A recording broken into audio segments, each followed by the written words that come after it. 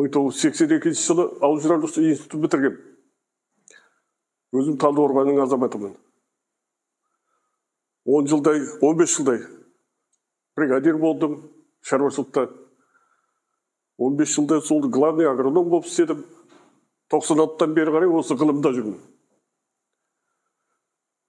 2000 жылдан бастап қызылшамен айналысып келе жатырмын. 2013 жылы ауыл шаруашылығы ғылымдарының кандидаты атағын алдым, қорғадым, тойсын. Қазір енді осы қызылшамен айналысып келе жатырмыз.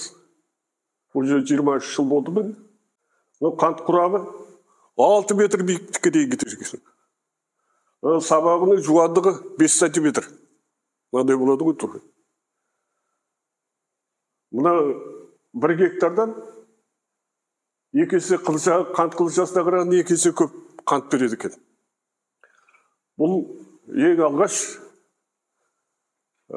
Новая Гвинея дейді. Жаңа Гвинея деген жерде шығыпты бұл. Мыңдаған жылдар бұрын. Қаншама соғыс болған, осы тәттіге талас болған ғой. Ал енді кейбір тарихшылар айтады, Индияда, үндіде шыққан деп, Индияда шыққан дейді. Осы қант құрағы. Сол жерде жан-жаққа қант жасалып таралған. Бұны дүние жүзінде таратып жүрген сол кезде Индияға жорық жасаған Александр Македонский екен. Сол осы қант құрағынан шыққан қантты бүкіл Европаға, Азияға таратыпты. Енді қант құрағынан қазіргі заманда 62% қант құрағынан алынған қантпен қамтамасыз етіліп отыр. Дүние жүзі мына қызылшаменен 38%-дай ғана. Жаңа айтып кеттім, бәрі түгел. Осы Америка құрама штаттарында қант құрағынан шыққан қант 1751 жылы барыпты. Ал енді экспортқа 1795 жылдан бастап шыға бастаған. Қант құрағынан алынған қант. Қамыс құрағынан жағынан. Ал енді мына қызылшаның тарихына келетін болсақ, немістің Марков деген химигі 1747 жылы карбовая свеклада мына қант құрағында болатын қанттың бар екендігін анықтапты. Онда карбовая свеклада 1,3% ғана екен қанттың десе. Қазіргі кезде қант қызылшасында 20%-ға дейін қанттың мөлшері. Осының бәрі мына ғалымдардың еңбегінің арқасында. Селекционер ғалымдар осы 20%-ға дейін шығарған.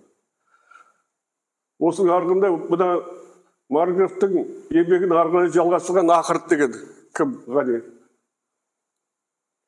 Ақырт деген жалғастырып еңбегін арқылы еткенде 1801 жылы Францияда Кудерде деген қалада қызылшадан қант алатын зауыт ашқан, фабрика ашқан. Содан жаңа Александр Македонский деп атырмыз ғой, қантты құрағын. Қантты тарасып берген бүкіл дейді. Ал мына неде қант қызылшасынан шыққан қантты таратқан Наполеон Бонапарт екен. Ол Францияда барлық жерге қант зауыттарды салған, қызылша өсірген. Сол жылдары, сол Бонапарттың кезінде Флори мен Депре деген қазір фирма бар. Авантаж деген сорттары бар. Тиссерин деген сорттары бар, жақсы-жақсы. Ардан деген гибридтері бар, қант қызылшасын. Сол Флори мен Депре деген фирма. Уже 2 ғасырдан артық жұмыс жасап келатыр. Өте мықты 2000-нан астам ғалым жұмыс жасайды олды. Біз осы 2011-12 жылдары барып келдік сол Францияға. Сонда өте енді керемет еді. Мынау карбовая свекла. Осыдан мынандай қант қызылшасын шығарған арзандағы. Бұның тамыр жемісі кіндік тамырлы болып келеді. Жерге терең қарай 2-2,5 метрге дейін кетеді тамыры. Ал енді боковой корньдер дейді, мына 50-60 сантиметрге дейін жан-жағынан тарайды. Бірінші жылы мына жатаған жапырақпен карлиплод тамыр жеміс берді. Екінші жылы барып мынандай тұқым таратады. Гүлдері 5 тармақты болады. Мынау тұқымы қант қызылшасы. Жапырағы Бастапқы бұның бір ерекшелігі қант қызылшасының. Тұқымнан семидойный листья дейді, соны жердің бетіне алып шығады. Ол деген, егер коркі бірдеңе болатын болса, шыға алмай қалады. Мені бір қиындық осы. Сондықтан да уақытында егу керек.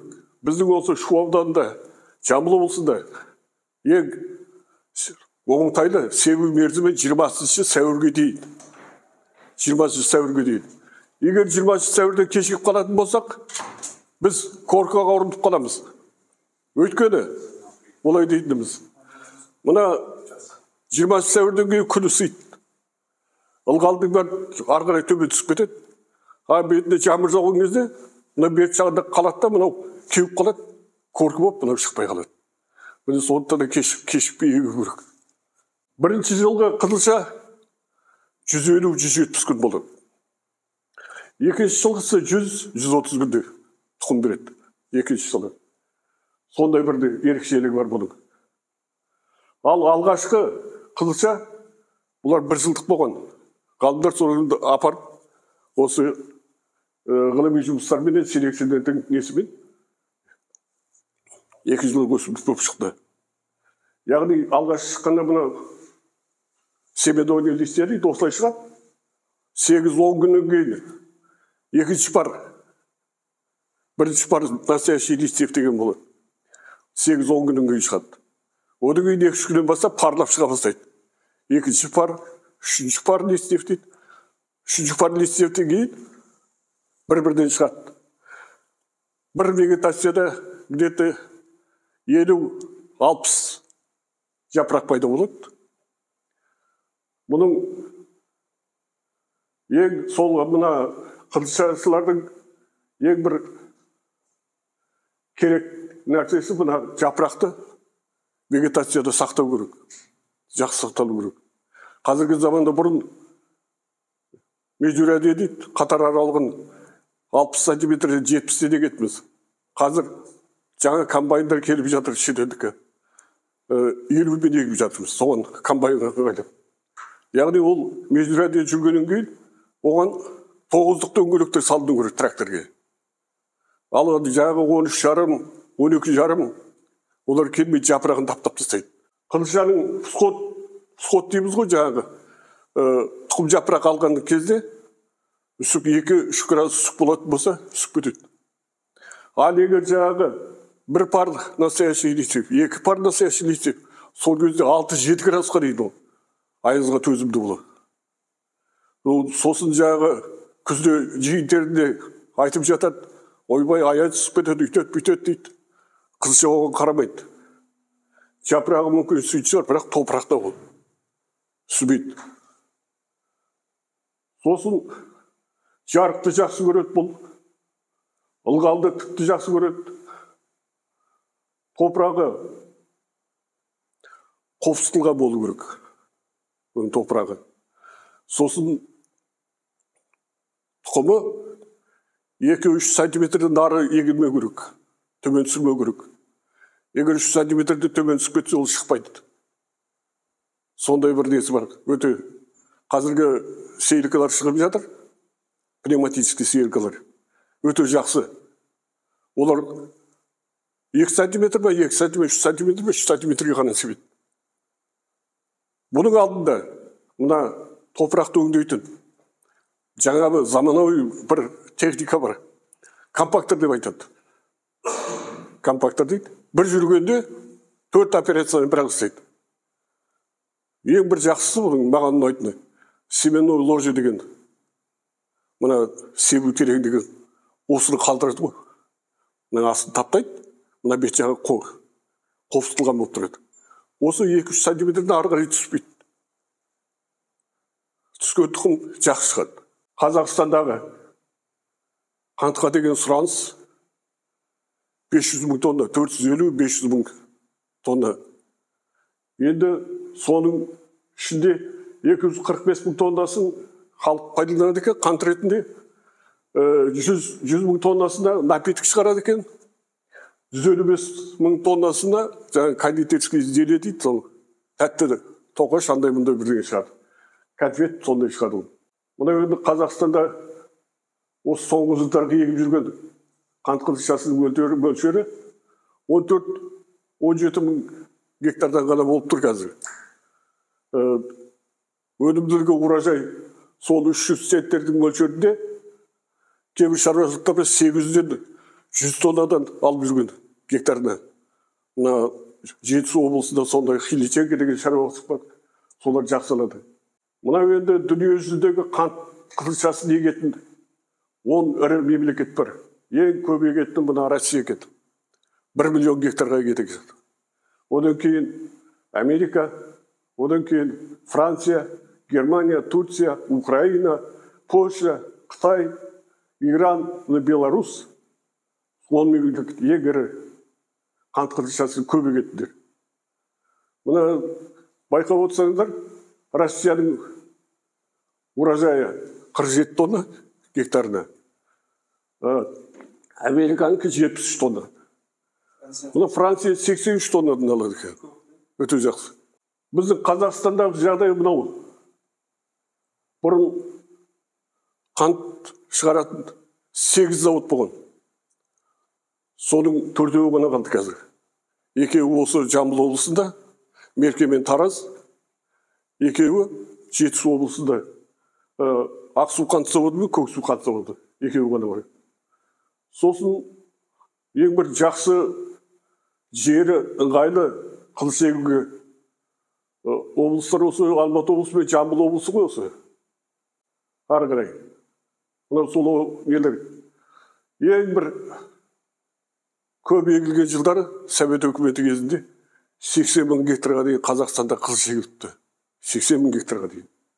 Сол жылдары гектарына 270 центнерден өнім алған. Ең жоғарғы нәтижеге 78 жылы жетіпті. 70 мың гектардан 338 центнерден алған гектарына. Сонда 2 миллион 349 мың тонна қызылша өткізілген. Бірақ сол кезде біз өзіміздің сұранысымызды 500 мың тоннадан ақтай алмағанбыз. Сол кездің өзінде мына рекордтық өнім алған 234 мың қант шыққан. Қалғанның бәрі импортпен жабылып отыр ғой бұның бәрі. Соңғы жылдардағы қант қызылшасының мөлшерлері есеп. Мына жаңа айтып кеттім, мына Хиличенко деген шаруа қожалығы Талдықорғандағы 730 центнерден алған гектарына. Онда 9 танаптық ауыспалы егіс бар. Үлкен шаруашылық бұл. Сонда сол 500-600 гектарда егеді. Соның бәрінде сол бір келкі 700-800 центнерден гектардан алады. Біздің заводтар қазір 330-350 мың тонна қант шығарып жүр қазір. Оның ішінде где-то 100 мың тоннасы қант қызылшасынан алып отыр. Қалғанның бәрі қант құрағынан сырье дейді ғой, содан алынып отыр. Ал енді бізге көбісі импорттан келіп жатыр ғой міне. Бразилиядан көп келеді екен, 56 мың тонна қант келеді екен, Молдовадан келеді, Молдавиядан, Белоруссиядан, Польшадан, Чехиядан, Украинадан, Россиядан келіп жатыр бізге ақ қанттар. Мына енді 27 жылға дейінгі біздің егіс көлемін мөлшерін кетіріп отырмыз. 27 жылға дейін жылы бізде мынау жоба 13 мың гектарға жеткізсек деп отырмыз. Жетісу облысында.